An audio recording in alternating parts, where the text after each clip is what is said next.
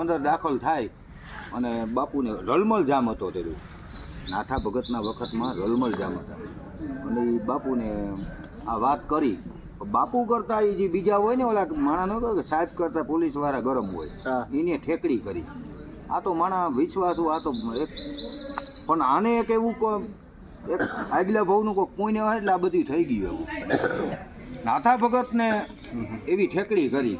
નાથો ભગત કે ભાઈ જે તમારું દંડ થતું હોય એ હું આપી દઉં, મારી કોઈની ભેહું હોય તમે એને આપી દો અને હું લઈ જાઉં અહીંયાથી.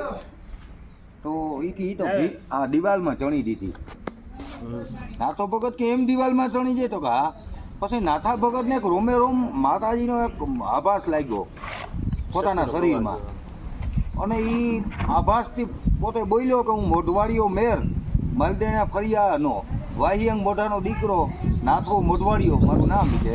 હું આટલીમાં ભેહું લઈને ન લઈ જાઉં તો હું નાથો મોઢવાડીયો મોઢવાડા ગામનો. પોતે ત્યાંથી વટ કરી નીકળી ગયો.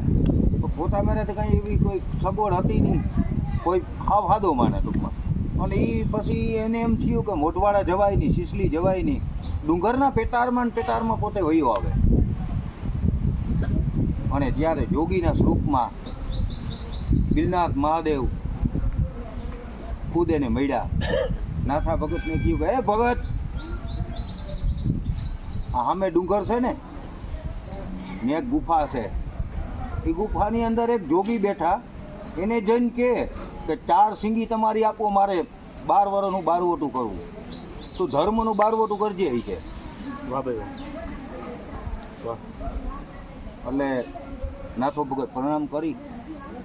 નાથા ભગતને કંઈ ન પૂછ્યું કે આ વ્યક્તિ કોણ છે. પછી બિલનાથ મહાદેવ હતા, બલરાનો નાથ છે બિલનાથ મહાદેવ પ્રસન્ન થયા હતા. નાથા ભગત એમાં જોગી બેઠા હતા, પગમાં જઈ નાથા ભગત દંડવંદ પ્રણામ કરી અને કહ્યું કે બાપુ તમારી જોલીમાં 4 સિંગી છે એ મને આપો, મારે 12 વર્ષનું ધર્મનું બારવટું ખેલવું. ધર્મનું બારવટું ખેલવું. જોગી વિચાર કરે કે આને કેમ ખબર મારી જોલીમાં 4 સિંગી છે. પછી ત્યારે સમાધિમાં જોયું તો હતા બિલનાથ મહાદેવના કોલ હે. એને ટાણે 4 સિંગી આપી. નાથા ભગતને કહ્યું કે આ 4 સિંગી તારા હાથર સીરી નાખી દે, તને કોઈ હથિયાર નહીં લાગે. અને બીજી વાત એ કે આ દુનિયાની અંદર ઘણા વ્યક્તિ થઈ ગયા, પણ દુનિયામાં 2 જ વ્યક્તિ એવા થયા કે આખા શરીરમાં હથિયાર ન લાગે ને, એવા કંઈ હનુમાન જતી અને બીજો અમારો નાથો મોઢવાડીયો, બાકી કોઈ નહીં. પછી એવું છે ધર્મનું બારવટું ખેલ્યું એની એવું